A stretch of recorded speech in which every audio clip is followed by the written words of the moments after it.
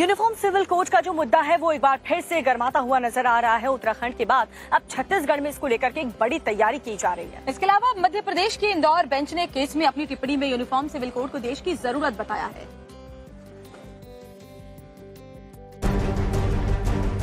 समान नागरिक संहिता यानी यूसीसी एक बार फिर से सुर्खियों में है और इसकी वजह है मध्य प्रदेश हाई कोर्ट की इंदौर खंडपीठ की एक टिप्पणी, जिसमें कहा गया कि 3 तलाक असंवैधानिक और समाज के लिए बुरा है।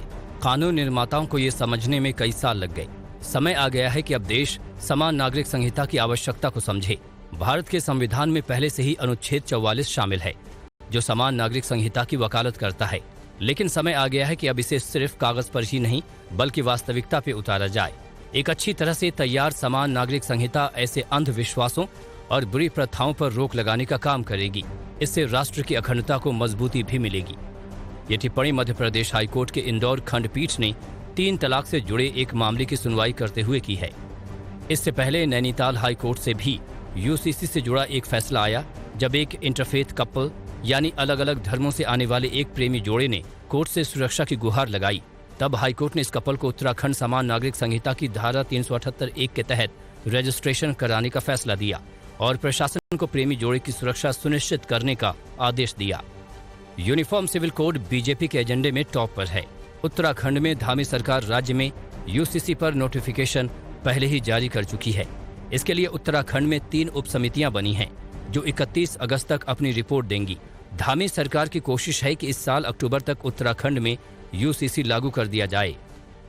ये एक्ट प्रदेश के अंदर लागू हो जाए, उसके लिए आज बैठक हुई है और हमने अधिकतम अक्टूबर माह में और राज्य स्थापना दिवस से पहले उसको लागू करने की दिशा में आज चर्चा हुई है। यूसीसी को प्रधानमंत्री नरेंद्र मोदी अपना कमिटमेंट बता चुके हैं। चुनावी रैलियों में अमित शाह यूसीसी को संविधान के स्पिरिट बता चुके हैं।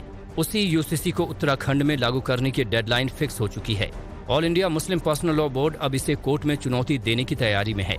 लेकिन इस बीच छत्तीसगढ़ में भी यूनिफॉर्म सिविल कोड लाने की तैयारी हो रही है। देश में यूसीसी लागू होना चाहिए, बिल्कुल स्पष्टता मेरा ऐसा मानना है कि वो बिल्कुल लागू होना चाहिए। आवश्यकता है। अगर हमारा देश धर्मनिरपेक्ष है, तो धार्मिक आधार पर कोई अल्पसंख्यक कैसे हो सकता है? अगर धर्मनिरपेक्ष है तो अल्पसंख्यक कैसे? तो अल्पसंख्यक का कोई कॉन्सेप्ट ही नहीं बनता है भाई। देश की अदालतों की तरफ से यूसीसी को जरूरी बताने और बीजेपी शासित राज्यों में इसे अनिवार्य रूप से लागू करने की वकालत के बाद ये बहस तेज है कि क्या अदालतों का फैसला यूसीसी यानी समान नागरिक संहिता का दरवाजा भी खोल रहा है।